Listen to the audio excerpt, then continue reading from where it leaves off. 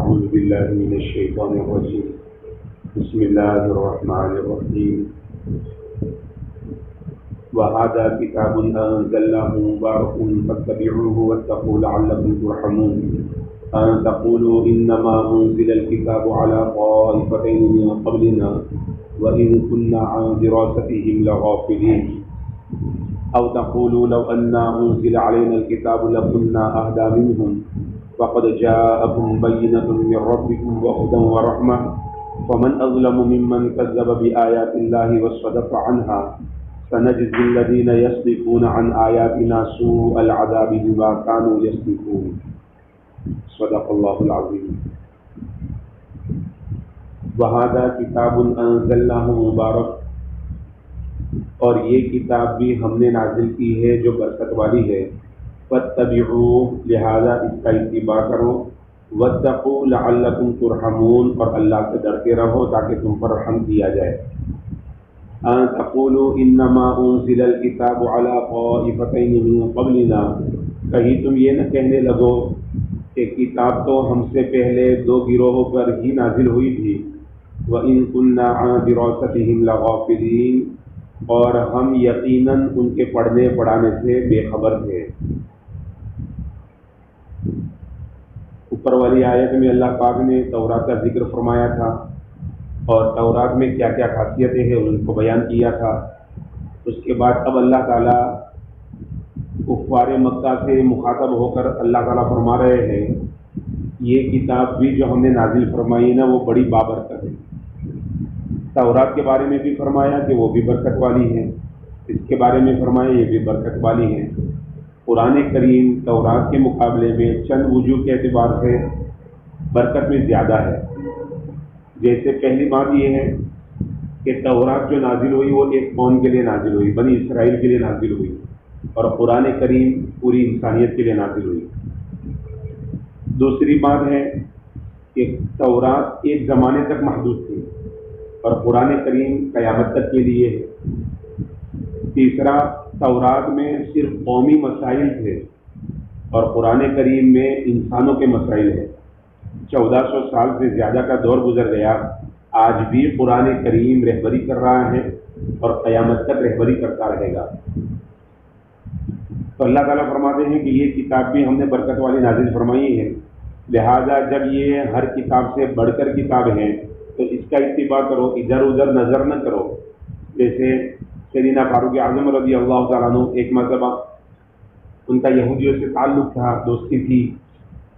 جیسے اپنے یہاں سماج میں اگر غیر بھی رہتے ہو تو تعلقات رہتے ہیں، ویسے اس زمانے میں بھی اسی طرح تھا، یہودی عیسائی وغیرہ ساتھ میں رہتے تھے، مسلمان ساتھ میں رہتے تھے، تعلقات تھے۔ تو ایک یہودی دوست نے حضرت عمر رضی اللہ تعالیٰ عنہ کو تورات کے کچھ ورق دیے۔ حضرت عمر رضی اللہ تعالیٰ عنہ وہ لے کر اللہ کے حبیب صلی اللہ علیہ وسلم کی خدمت میں آئے اور آقا کے سامنے اس کو پڑھنے لگے۔ وہ پڑھ رہے ہیں، ان کی نظر اللہ کے حبیب کی طرف نہیں ہے، وہ ورق کی طرف ہے۔ پاس میں صدیق اکبر رضی اللہ عنہ بیٹھے تھے، انہوں نے کونی ماری اور کہا عمر بس کرو، کیا تم اللہ کے حبیب صلی اللہ علیہ وسلم کے چہرے انور کو نہیں دیکھتے کہ سرخ ہو گیا غصے کی وجہ سے؟ حضرت عمر رضی اللہ عنہ نے جب آقا کے چہرے انور پر دیکھا تو واقعتاً غصے کے آثار ظاہر تھے۔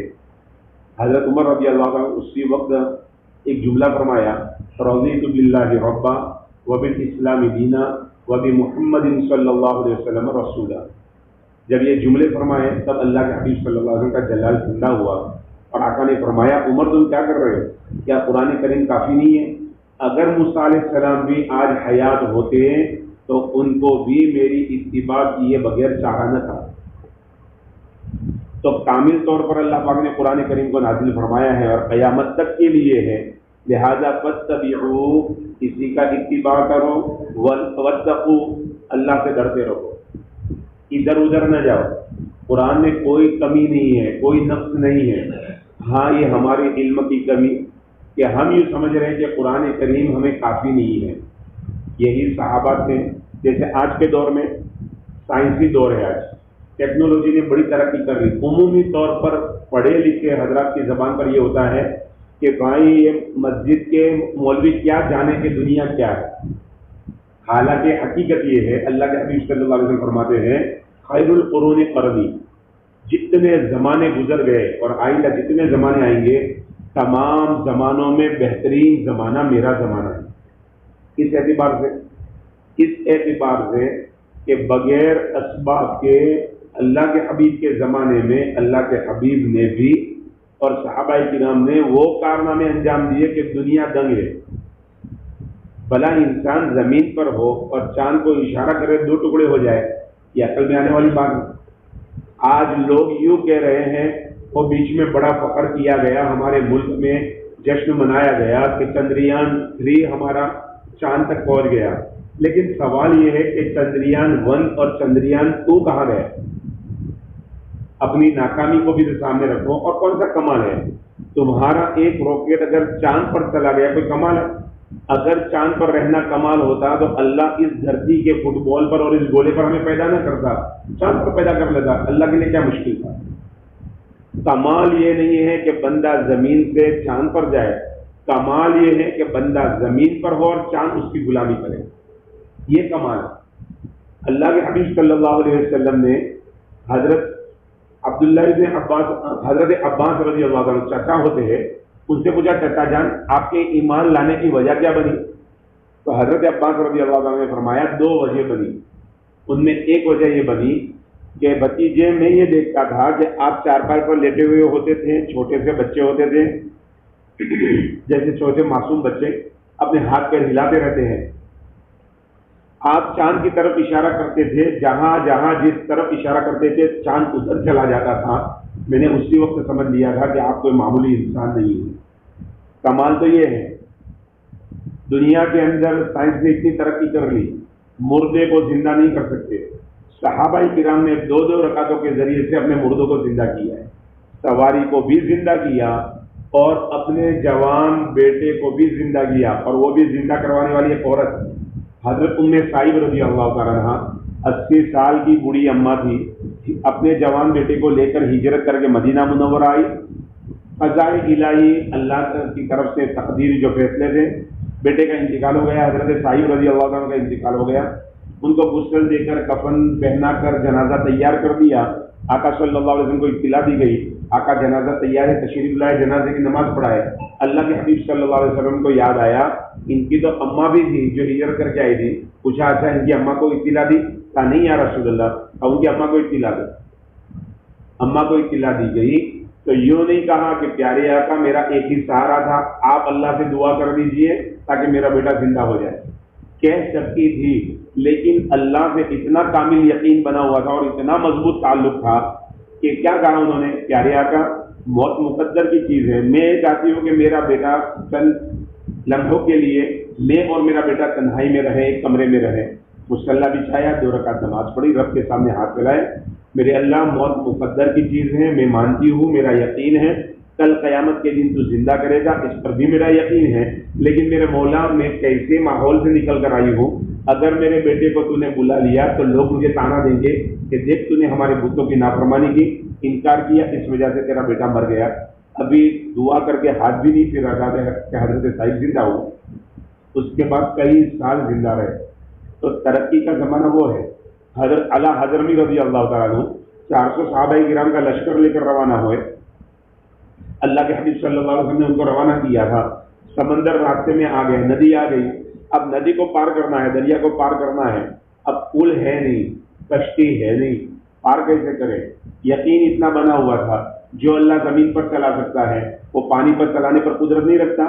یقیناً رکھتا ہے۔ اپنے ساتھیوں سے مشورہ کیا، بسم اللہ پڑھ کر گھوڑے ڈال دیے، پار ہو گئے۔ اب جب پار ہو گئے تو ایک صحابی رضی اللہ عنہ رونے لگے، کہنے لگے امیر میرا پیالہ جو تھا نا لکڑی کا وہ دریا کے اندر گر گیا ہے، اللہ کے بندے میں تجھے دوسرا دلا دوں گا۔ کہا نہ وہ معمولی پیالہ نہیں تھا، ایک بار اللہ کے حبیب صلی اللہ علیہ وسلم نے اس میں کھانا کھایا ہے، وہ بڑا برکتوں والا پیالہ تھا، میں اس پیالے کے بغیر نہیں جا سکتا۔ اب حضرت اعلیٰ رضی اللہ عنہ ندی کے کنارے، دریا کے کنارے کھڑے ہوئے، دریا کے پانی کو حکم دیا تجھے ہمارا حکم ہے کہ ہمارا پیالہ واپس کر دے۔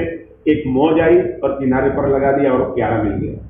حضرت سفینہ رضی اللہ تعالیٰ عنہ جنگل کے اندر بھٹک گئے ہیں، اپنے ساتھیوں سے رابطہ بھول گئے ہیں، اب جنگل بیابان بھٹک رہے ہیں، اتنے میں شیر سامنے سے آیا، ڈرے نہیں، کیا کہنے لگے؟ اے ابو الحارث، میں رسول اللہ صلی اللہ علیہ وسلم کا غلام ہوں، مجھے راستہ بتا۔ شیر راستہ بتا رہا ہے۔ آج اتنی ٹیکنالوجی نے ترقی کی، زو کے اندر پالا جا رہا ہے، لیکن ٹرینر کو بھی کھا جاتے ہیں، اتنے واقعات بن جاتے ہیں۔ تو بھلا یہ ترقی کا دور ہے جس میں اسباب اتنے بن گئے لیکن انسانوں کا کوئی ویلیو نہیں۔ انسان مر رہا ہو وہ تو ابھی مجبوری میں انہوں نے قانون بدلا، ورنہ ایکسیڈنٹ ہو جائے بجالے کوئی ہاتھ لگا دے۔ اور جہاں کوئی پرندے کا معاملہ جیسے وہ پتنگ وغیرہ کا دور آتا ہے تو ہیلپ لائن شروع کی جاتی ہے، بھائی کوئی پرندہ زخمی ملے، کوئی ڈوری کے اندر پھنسا ہوا ملے، اس نمبر پر کال کیجیے۔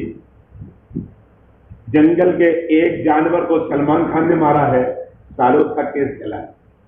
ترقی یہ کہ ترقی وہ، یقیناً ترقی وہ جو اللہ کے حبیب صلی اللہ علیہ وسلم کے زمانے میں تھی۔